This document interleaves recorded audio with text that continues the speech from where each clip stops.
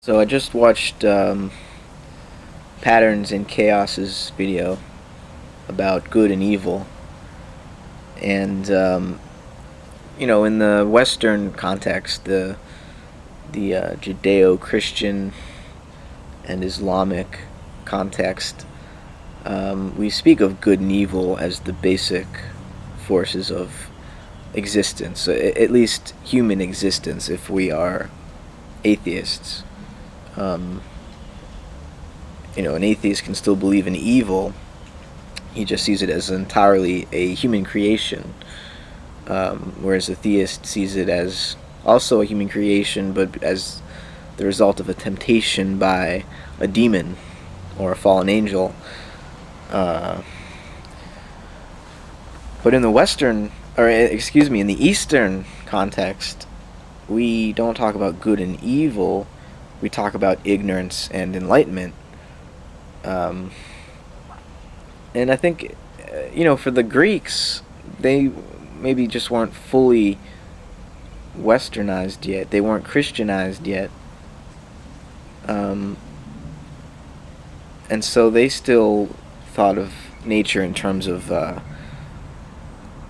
goodness being the only inherent nature of reality, because reality itself is good, beautiful, and true, and everything has an end and follows that end. And to the extent that it fails to follow that end, that purpose, it is not. It does not gain this positive quality of evilness. It just lacks the good. So there is only good and a lack of goodness. There's no inherent brokenness or evilness that's added by the Judeo-Christian religious perspective.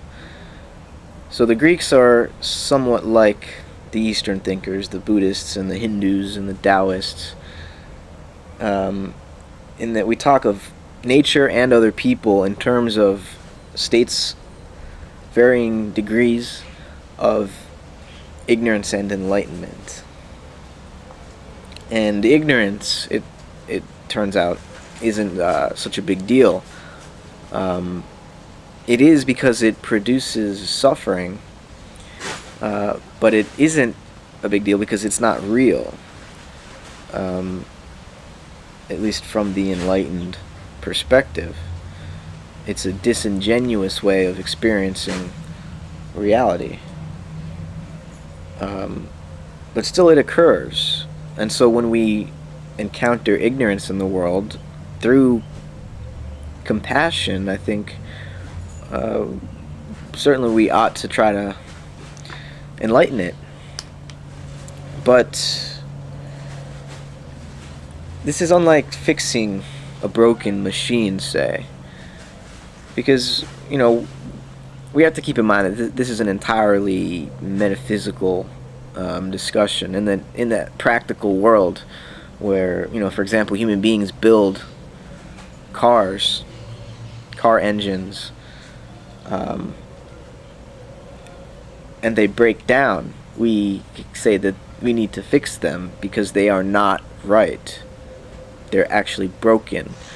On an ontological level, though, and we're not just talking about a specific thing in the world, but the world itself, we can't say that it is broken, because we can focus on individual parts within it. We can say, that thing is broken.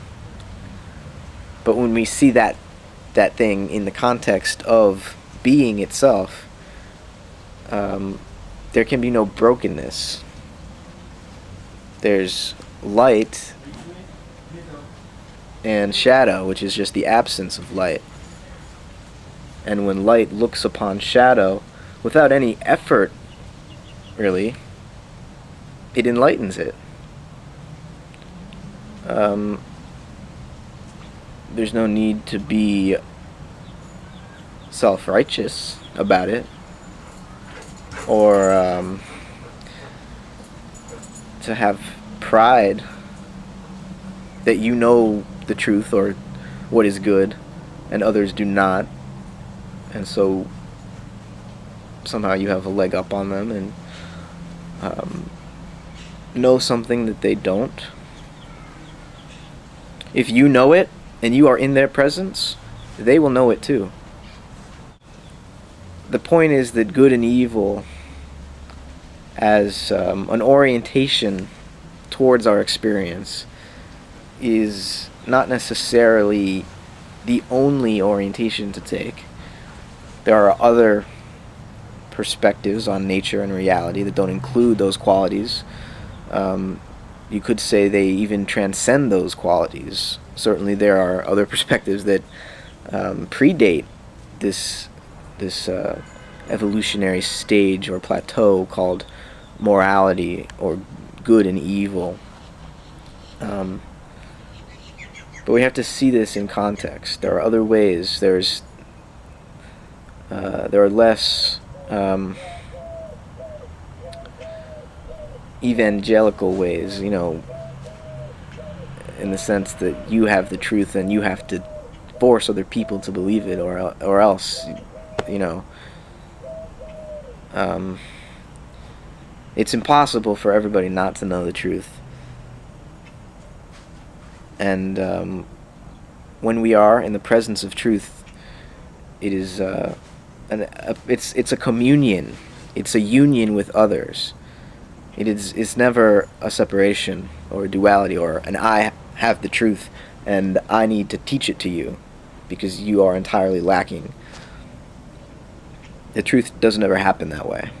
Knowledge happens like that all the time, but we're talking about truth, not knowledge, not belief or supposition